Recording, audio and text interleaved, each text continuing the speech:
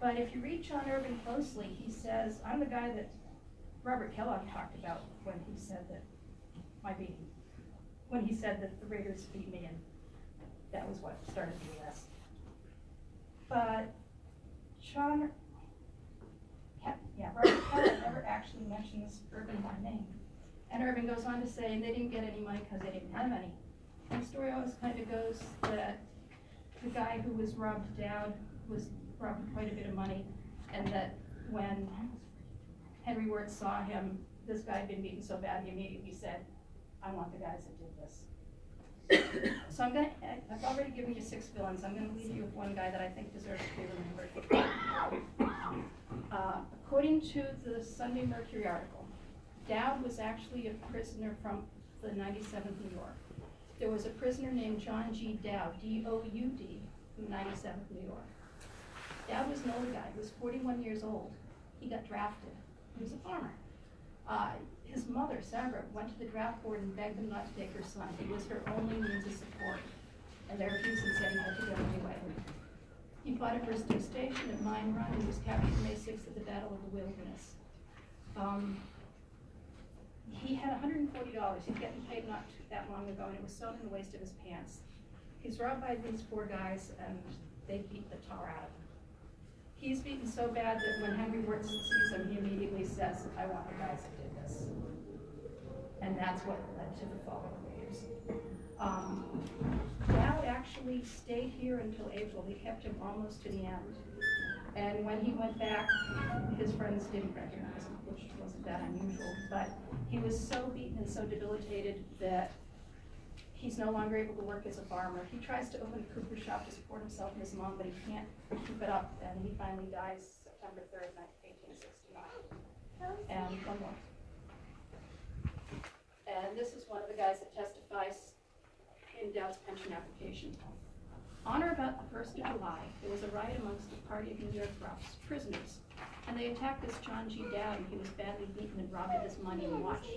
He was much disabled. He was taken outside by Captain Wirtz, who thought he was nearly killed, and I never saw him afterwards until I met him in a local Steuben County, New York, in July 1865, just after his discharge. He was very much disabled and continued so until his decease in 1869. He informed me that his head has always troubled him after his beating at Andersonville. So for 150 years, this guy has not been recognized, and one of the cool things about being able to explore and write this book is that I can finally say, you know, this was the guy who really brought down the Raiders and who deserves to be remembered. Thank you.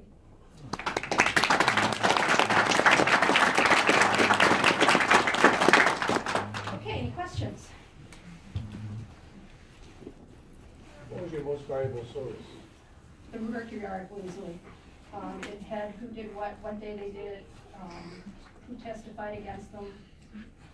Sometimes you can catch little things in the testimony that you go, yeah, there's something fishy about that.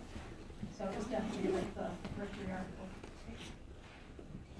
Yes? We heard it's coming out, your book in fall of 2019. What is the name of it so we can read? The Andersonville Raiders. So make sure. Not only is it easy to remember, it starts with an A, so it should get to the top end. And we should be selling it here as well. Since she was a recipient from our POW grant, we usually sell their products, their books that come out of research. Okay, any other questions? How many diaries did you read during this whole process? Dozens.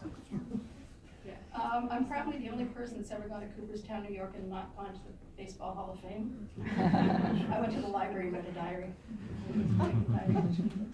Yep, I read diaries and they were nice. But the cool thing about the Raiders is that it's such a small group of people in such a short period of time that they're fairly easy to research.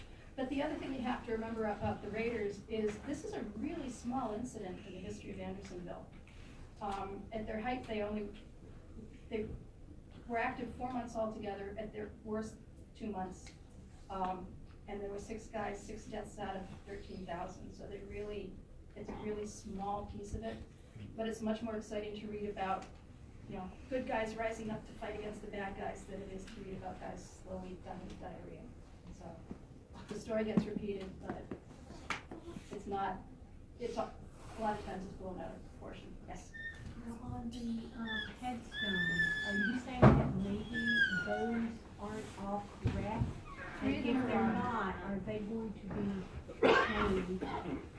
The National Park Service policy is that the gravestones in the cemetery are historical artifacts and should not be tampered with. So even if my research stands, and I think it will, that three of the names are wrong, the graves won't be changed. I told somebody last night, I think I'm gonna take a sticky note and just write the name with Rickson on the back or Curtis and Sullivan on the back. But We do maintain a database, and so when you look up their names in the database, it'll have the notation, their real identity. Because we do have several headstones out there. We have several soldiers who galvanized and were given a new name when they switched sides. And so we've discovered what their real name was. And so we'll put that notation of this is their real name, they galvanized at this point, things like that. Because it helps with people researching genealogy and whatnot. Because a lot of people find out, oh, my ancestor was here and they survived. Well, then we got a headstone for them, so why did they survive? And then that's how we figure out, oh, this was a galvanized Confederate who switched sides to get out of prison and unfortunately wound back up in prison. And so we do have that. So with the Raiders, once we get all of our research finalized, if you look them up in our database, that's where you'll see the name change. But again, we cannot change the headstones because they are historical artifacts. So yeah. Now, would you say the Raiders are a product of their environment, or do they have these tendencies before they enter? Well, if you saw the letters from the ships, just taken, yeah, they were bad guys before they were started. They were a rough crowd. When I first started, maybe you ask yourself, what would I do if I was here, and would I have robbed to survive? These guys weren't robbing to survive. They were taking money, watches, whatever they could get. And when they had money, they went and stole more money. So it wasn't just a matter of survival for these guys. They were out to make a profit. And they didn't really care who got hurt in the process. Yes? So I might have been out whenever you mentioned it, but how did you come about and actually start your research on? It's funny because when I started, I was into Navy sailors, and I wrote a letter to. There was a seasonal ranger here at the time named Evan Kutzler, and I said, do you have any information on a sailor named William Ritson? Because at that point I hadn't been able to find anything. And he wrote back, he said, no, but that sounds an awful lot like William Ritson. I wrote back to him a month ago and said, guess what, you were right. Other question? Yes? What was your biggest surprise during your project? My biggest surprise was that these guys actually killed a couple of people. I had gone through the register of deaths, day by day, death by death, looking at causes of death, and there was nothing that you could definitely point at and say, yeah, that was murder. And then I started reading diaries after the arrest to see what happened, and the day after the Raiders were arrested, the prisoners went into their tents to try and get their stuff back. And when some of them couldn't find their stuff, they decided they would start to dig under the tent and see if they'd hidden it, buried it.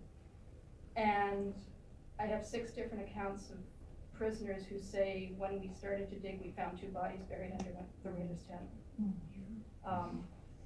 I think they dragged them into the tent to rob them. The guy resisted, it got out of hand, they killed him. They then couldn't get rid of the body because everybody would see them take it out, so they just buried it and slept on top of it. That was the biggest surprise for me. And it was actually surprisingly upsetting. I was like, no, tell me you didn't do that. But they did. And I'm pretty sure I know, in the register of deaths, the day that these bodies are supposedly found, there are actually 3 unknown sailors, no cause of death given. There's always been a cause of death given up until these 3 listings, but there's no cause of death given. And I think it might be just that they couldn't, the bodies may have been so deteriorated that they couldn't tell. So I went and took pictures of those graves today to put in the book. Any other questions? Yes? But the headstones can't be changed, just the monument, will it be changed? The Rhode Island one? Probably not. Unless the state of Rhode Island commissions it. So the states actually purchased the ground that the monuments are sitting on. So Rhode Island owns that little bit of ground, and they own that monument. So if the state of Rhode Island wants to do that, then they have to work with the Park Service for that. But again, it's historical. So even the number of dead on the monuments are wrong. But we don't change that just because they're over 100 years old. And so, yeah, we have to treat them as 100-year-old artifacts. The other thing I forgot to mention when I was on Collins, remember I said Collins fought at Gettysburg on the first day? There is a monument at Gettysburg to the 88th Pennsylvania, and Collins' name is on the Gettysburg Monument as one of the fighters. And from what I'm told, the guys that were in that regiment were so adamant that you had to have been there and actually fought, that if you were on sick call that day and your name ended up, they went and personally chiseled you off. So that's another surprising place one of the Raiders turns up, is on a monument in Gettysburg. Any other questions? There's an awesome presentation outside on the Plymouth Pilgrim after this. I can't wait to go see it. Thank you so much. So if y'all need a restroom break,